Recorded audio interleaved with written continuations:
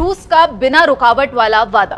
अब आती है सबसे बड़ी राहत वाली खबर। रूस के उप प्रधानमंत्री अलेक्जेंडर नोवाक ने भारत को भरोसा दिया है कि वो बिना किसी रुकावट के तेल और गैस भेजते रहेंगे। इसका मतलब यह है कि चाहे पूरी दुनिया में पाबंदियां लग जाएं या युद्ध की वजह से सप्लाई चेन टूट जाए, रूस ने अब वादा किया है कि भारत की बिजली, फैक्ट्रियां और गाड़ियां रुकने नहीं दी जाएंगी। इन 4 साल में जब सारे के सारे वेस्टर्न यूरोप से शुरू करे सब ने हाथ उठा दिया था, रशिया से नाता तोड़ दिया था, फिर वो जो नॉर्थ स्ट्रीम से गैस लेना बंद कर दिया था, उस टाइम इंडिया रशिया से अप्रोक्सीमेटली $168 बिलियन का क्रूड ऑयल खरीदता है। 50% गैस हम इंपोर्ट करते हैं। देश के अंदर एलपीजी जितना क्राइसिस आ चुका है, जो वॉर चालू हुआ था 28 फरवरी को चालू हुआ है। सोचिए, इस सरकार ने मार्च, अप्रैल और मई का समझ लीजिए 15 दिन 75 डेज निकाल दिए हैं बिना कुछ लोगों के ऊपर कोई आर्थिक बोझ डालकर। यू मस्ट अंडरस्टैंड कि आजकल मार्को रूबियो की जो तकरीरें हैं उसको हम ट्रंप की आवाज नहीं सुनना चाहिए, उसको अपनी कैंपेन की आवाज लग रही है मुझे कि उन्होंने ऑलरेडी शुरू कर दिया है campaigning for 2028। So Marco Rubio will provide some clarity but he may not be the exact voice of Donald Trump. कि डोनाल्ड ट्रंप जो है वो पाकिस्तान की तारीफें करते थक ही नहीं रहे। उनके अपने सेनेटर्स और दूसरे लोग जो है ऑफिशियल वो बार बार कह रहे हैं ये लोग ना ईरान की तरफ है, और ईरान वाले जो है वो कह रहे हैं अमेरिका की तरफ में। हालांकि हमें खुद समझ में नहीं आ रहा हम इधर है क्या हम उधर है। हमें जी वो वाले बातें ना कि हमें नोट दिखाओ, सॉरी हमें डॉलर दिखाओ, हमारा मूड बने। 168 बिलियन डॉलर कोई छोटा रकम नहीं होता। 168 बिलियन डॉलर अगर आप देखें, आपको लगेगा, कुछ सम पीपल माइट से कि ये तो उतना बड़ा रकम नहीं है। 168 billion dollar is a discounted price. दोस्तों, एक तरफ पूरी दुनिया में युद्ध के बादल छाए हुए हैं और अमेरिका ईरान के तनाव ने ग्लोबल ऑयल मार्केट में डर का माहौल बना दिया है। हाल ही में प्राइम मिनिस्टर नरेंद्र मोदी ने जब देश से पेट्रोल डीजल बचाने और वर्क फ्रॉम होम की अपील की तो सबको लगा कि शायद भारत पर कोई बड़ा आर्थिक संकट आने वाला है। लोगों में पैनिक था कि आने वाले वक्त में फ्यूल के दाम आसमान छूने लगेंगे। लेकिन इस ग्लोबल टेंशन के बीच जियोपॉलिटिक्स के गलियारों से एक ऐसी खबर आई है जिसने अमेरिका और वेस्टर्न कंट्रीज़ के होश उड़ा दिया है। रशिया ने आगे आकर भारत के लिए एक ऐसी पक्की गारंटी दी है जिसने सारी चिंताओं को पल भर में ख़त्म कर दिया है।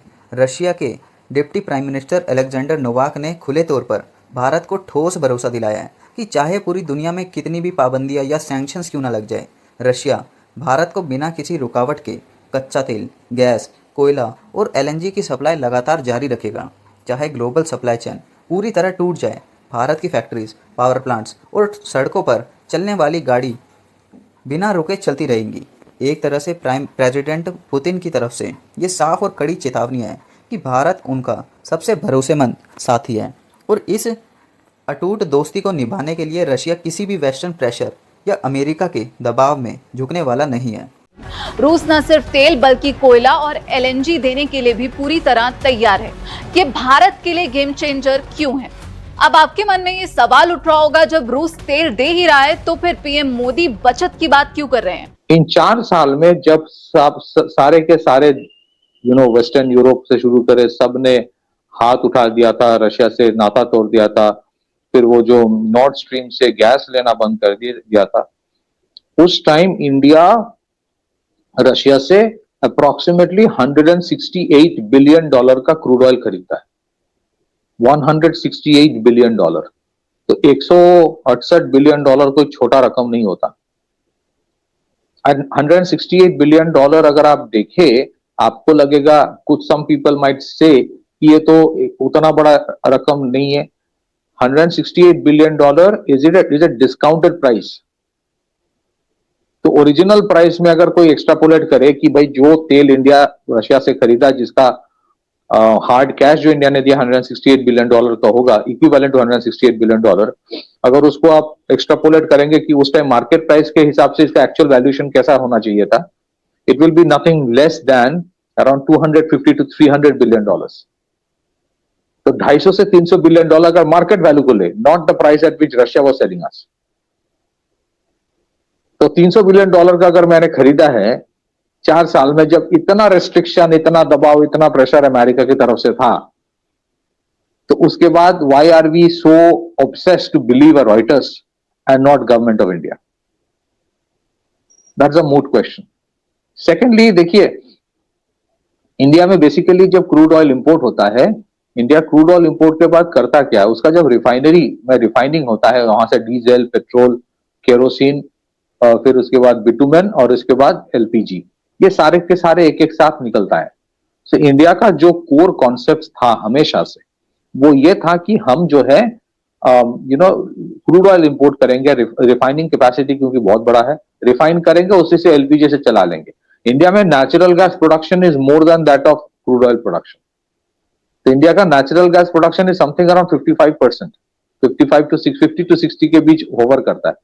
बाकी जो 40% है वो ट्रेडिशनली हम कहां से लेते हैं, मिडिल ईस्ट से लेते थे, Oman is one of the biggest supplier, Nigeria से लेते हैं, एंगोला से लेते हैं, यूएस से भी कुछ लेते हैं, रशिया से ट्रेडिशनली कभी एलएनजी लिया नहीं गया। फ्यूचर में लिया जा सकता है, लेकिन ये जो बोला जा रहा है कि इंडिया ने रिजेक्ट कर दिया, ये बहुत गलत चीज है, बहुत गलत न्यूज है। Let me tell you the reason. LNG transport वैसे is a very difficult thing, shipment बहुत मतलब you required specialised ships for that, तो आपके टैंकर्स की जरूरत होगी।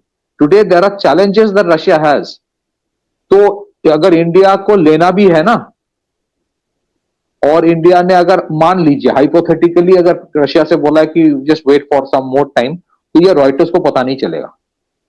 50% गैस हम इंपोर्ट करते हैं। देश के अंदर एलपीजी जितना क्राइसिस आ चुका है, जो वॉर चालू हुआ था 28 फरवरी को चालू हुआ है। सोचिए इस सरकार ने मार्च, अप्रैल और मई का समझ लीजिए 15 दिन, 75 डेज निकाल दिए हैं बिना कुछ लोगों के ऊपर कोई आर्थिक बोझ डालकर। अभी रिपोर्ट्स आ रही है कि oil marketing companies 30,000 crore per day they are losing due to क्योंकि हाइक नहीं किया है। जो सरकार पहले 65 या 70 डॉलर्स पे लेती थी, अब उसको एवरेज कॉस्ट आ रहा है 115 to 120 डॉलर्स। रुपया जो 88-89 था वो 95 पे पहुंच चुका है। तो इसके कारण बहुत बड़ा एक तरह से जो क्रूड और ऑयल के ऊपर हम 125 से 130 बिलियन डॉलर खर्च कर रहे थे, अब ये खर्चा 200 बिलियन डॉलर तक पहुंच चुका है। उसके अलावा सोचिए फर्टिलाइजर्स के ऊपर भी आप देखिए कि गल्फ के अंदर वॉर भले ही रुक गया है, पर वहां पर सप्लाई चेन खत्म हो चुकी है, हीलियम गैस नहीं आ रही है। फिर आप ये देखिए कि अमोनिया, फॉस्फोट सबकी प्रॉब्लम्स होती जा रही है।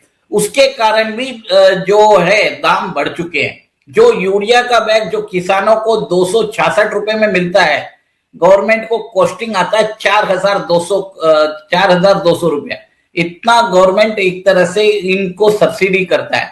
इसलिए प्रधानमंत्री ने बोला है कि आप जो है ये केमिकल जो फर्टिलाइजर्स है ये कम यूज करिए, मैनुअल जो है वो आप यूज करिए।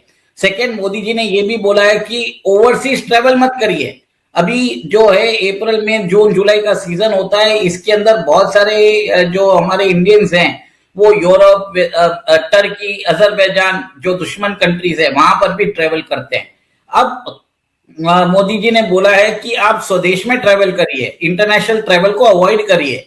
एक और एक चीज मैं बोलना चाहता हूं कि मोदी जी को ये भी बोलना चाहिए कि इंटरनेशनल स्टडीज के लिए जो स्टूडेंट्स जाते हैं वो भी ना जाए, और मोदी जी को क्या करना चाहिए, जो इंटरनेशनल कॉलेजेस है उनकी ब्रांच इंडिया में खोलनी बहुत जरूरी है। दोस्तों, अब बड़ा सवाल ये उठता है कि जब रशिया हमें सप्लाई की इतनी ठोस गारंटी दे रहा है तो फिर पीएम मोदी तेल बचाने की अपील क्यों कर रहे हैं। असल में दोस्तों, ये भारत की एक शानदार और दूरदर्शी डबल स्ट्रेटेजी है।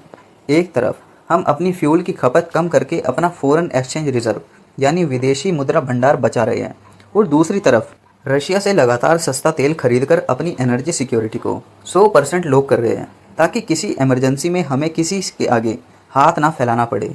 यही नहीं, रशिया ने तो भारत को अपने आर्कटिक प्रोजेक्ट्स में पार्टनर बनने का न्योता भी दे दिया है, जिसका मतलब है कि भविष्य में भारत खुद वहाँ तेल और गैस के कुओं का मालिक बन सकता है।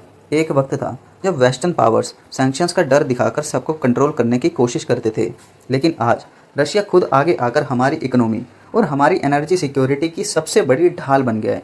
इससे ये बिल्कुल साफ हो जाता है कि इंटरनेशनल पॉलिटिक्स में भारत की फॉरेन पॉलिसी इस वक्त अपने सबसे सुनहरे दौर से गुजर रही है। दोस्तों, इस बदलते हुए ग्लोबल सिनेरियो में आपको क्या लगता है, क्या रशिया की इस पक्की गारंटी के बाद आने वाले वक्त में भारत में पेट्रोल और डीजल के दाम सच में कम होने चाहिए? और अमेरिका की साजिशों के बीच इंडिया और रशिया की इस अटूट दोस्ती पर आपकी क्या राय है? अपने विचार कमेंट सेक्शन में ज़रूर बताइए।